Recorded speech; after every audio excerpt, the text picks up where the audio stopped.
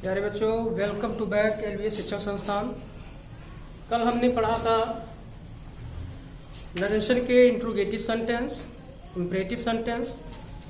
आज हम पढ़ेंगे इम्परेटिव सेंटेंस के सेकेंड पार्ट, यानी इम्परेटिव सेंटेंस में आए हुए लेट का प्रयोग। अक्सर हम लोगों ने पढ़ा है सेंटेंस कि जैसे late me go, let me read, let him play, late us play a friendly match.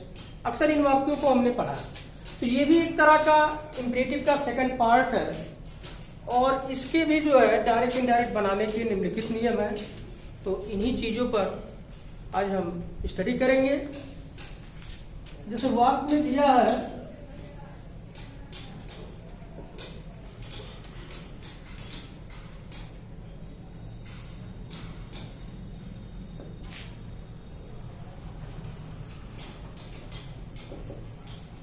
Imperative sentence में आए हुए लेट का प्रयोग, लेट का प्रयोग। इम्परेटिव सेंटेंस में आए हुए लेट का प्रयोग। अब देखिए, लेट से निम्न बातें प्रकट होती हैं। लेट से निम्न बातें प्रकट होती है। लेट से निम्न बातें प्रकट होती है। नंबर 1 है प्रस्ताव। नंबर 1 है प्रस्ताव, जिसको हम प्रपोजल कहते हैं। कहता है कि यदि लेट के साथ, याद रखिए, यदि लेट के साथ अस का प्रयोग है, अक्सर होता है लेटस, तो यदि लेट के साथ अस का प्रयोग है तो वहां पर प्रस्ताव का भाव प्रकट होता है।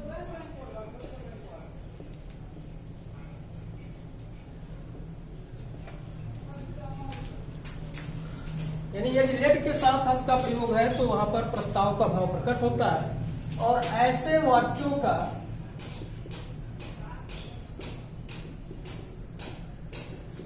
इनडायरेक्ट बनाने के निम्न नियम है।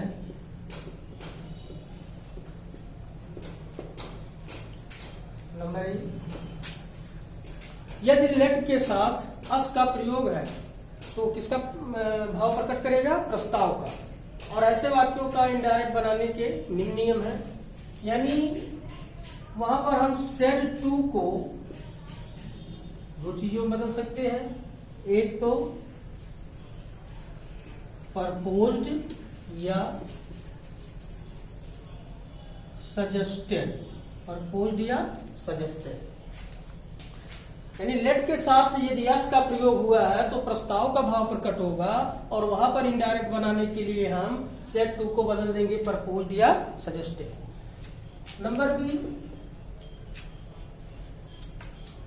Inverted comma.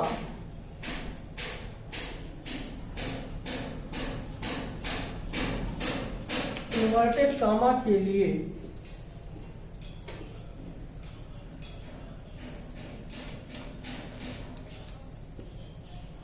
Conjunction word that का प्रयोग करते हैं।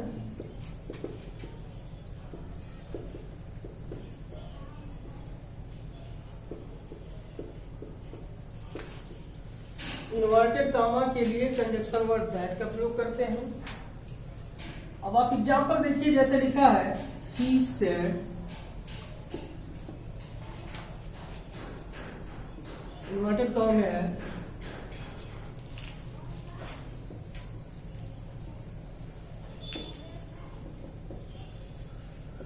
let us play badminton. वाक्य में दिए है he said let us play badminton. तो देखिए इसको बनाने के लिए हमने पहले बताया कि सेड टू को बदलते हैं परपोज या सजेस्टेड में। नंबर बी है कि इन्वर्टेड कामा के लिए कंजक्शन वर्ब दैट का प्रयोग करते हैं। और इसी के बाद नंबर सी है कि रिपोर्टेड स्पीच में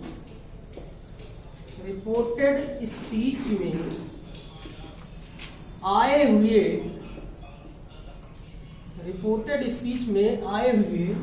लेट अस को ठीक है, लेट अस को हम दे शुड या वी शुड में परिवर्तन करते हैं। यानी तीन चीजें कॉमन, तीन चीजें इंपॉर्टेंट पॉइंट्स है। नंबर एक, सेड टू को बदलते हैं परपोज या सजेस्टेड में। नंबर दो है इन्वर्टेड कामा के लिए कंजक्शन वर्ब दैट का प्रयोग करते हैं। और नंबर सी यानी तीसरा है, थर्ड है कि रिपोर्टेड स्पीच में आए हुए लेटर्स को हम दे शुड या वी शुड में चेंज करते हैं। देखिए इसमें जैसे दिया है कि ही said let us play badminton, तो यहां देखो इसको हम बना सकते हैं कि ही परपोज दैट लगा दिए, ही परपोज दैट। अब लेट अस को किसमें चेंज करना है, दे शुड या वी शुड। तो अब लिख देते हैं दे शुड प्ले बैडमिंटन। ठीक, देखिए इनडायरेक्ट वाक्य है he said let us play badminton. तो देखिए हमने लिख दिया इसका इनडायरेक्ट कि he proposed that they should play badminton. ये पहला है जो लेट से निम्न बातें प्रकट होती है, नंबर एक प्रस्ताव। ठीक है, अब इसका नंबर दूसरा जो है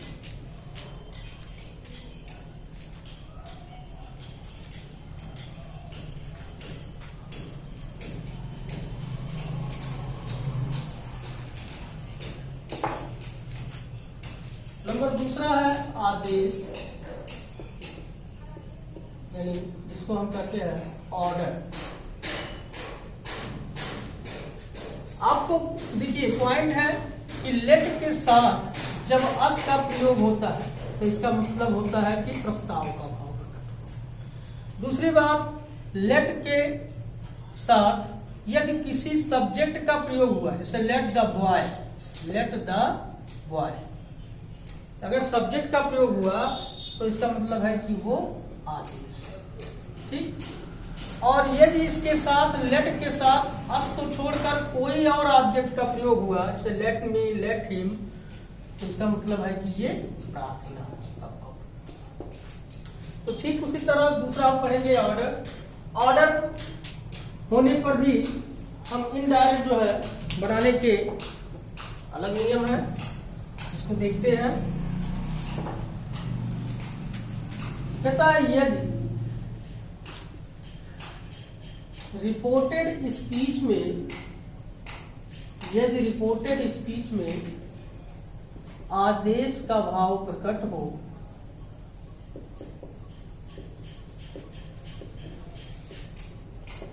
यदि रिपोर्टेड स्पीच में आदेश का भाव प्रकट हो तो ऐसे वाक्यों का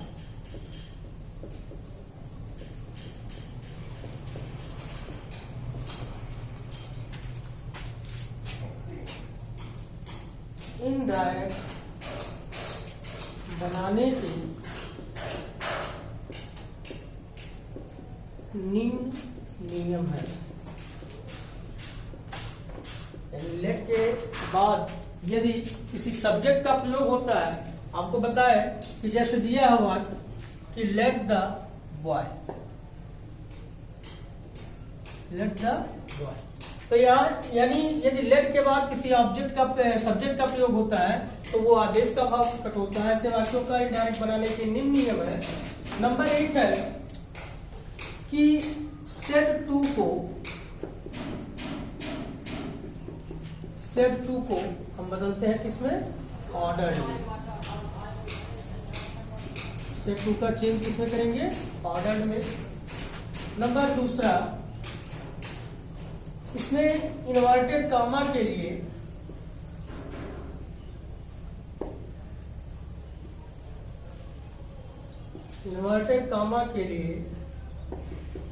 ब्रैकेट ही लगाएंगे।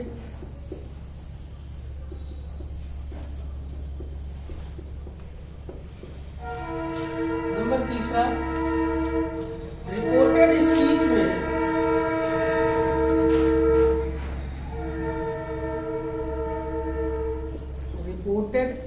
में लेट को हटा देते हैं तथा आए हुए सब्जेक्ट के बाद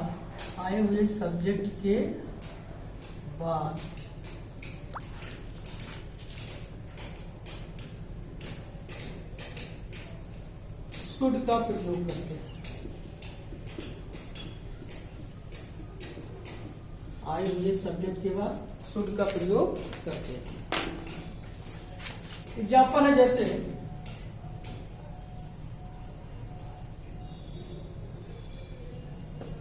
द किंग, देखिए the principal said, inverted comma में है let the boy, the principal said, inverted comma में let the boy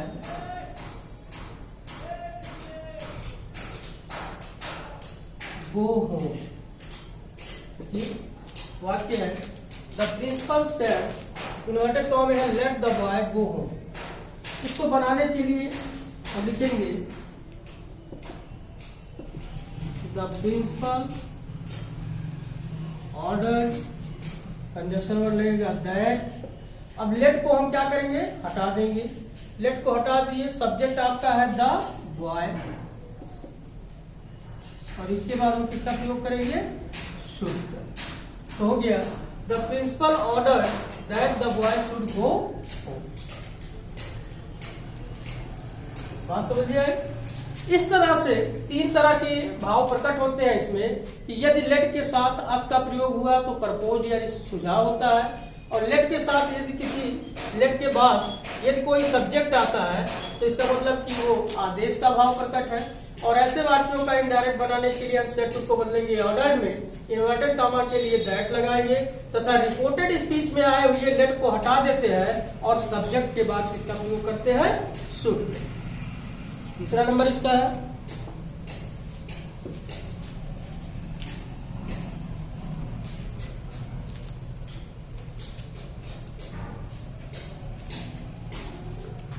तीसरा पॉइंट है इसका प्रार्थना, इसको हम कहते हैं रिक्वेस्ट। देखो कहता है यदि लेट के बाद, यानी लेट के बाद अस को छोड़कर कोई दूसरे ऑब्जेक्ट का प्रयोग हो, मीन, हिम आज का किसी दूसरे ऑब्जेक्ट का प्रयोग हो, तो उससे ये भाव प्रकट होता है कि वो प्रार्थना का भाव, मैंने प्रार्थना का भाव प्रकट किया गया है। और ऐसे वाक्यों का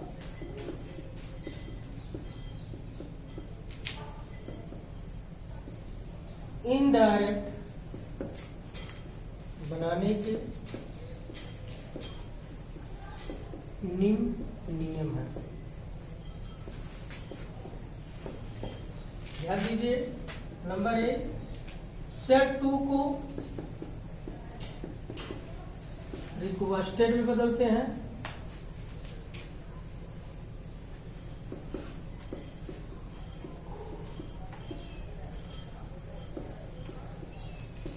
सेट 2 को रिक्वेस्टेड में बदलते हैं। नंबर बी इन्वर्टेड कामा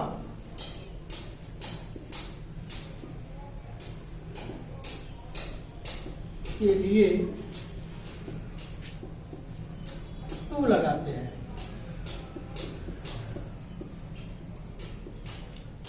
लगाते हैं, यानी लेट को हम चेंज कर देंगे किसमें, 2, यानी लेट को हटा देंगे और उसकी जगह लिख देंगे टू।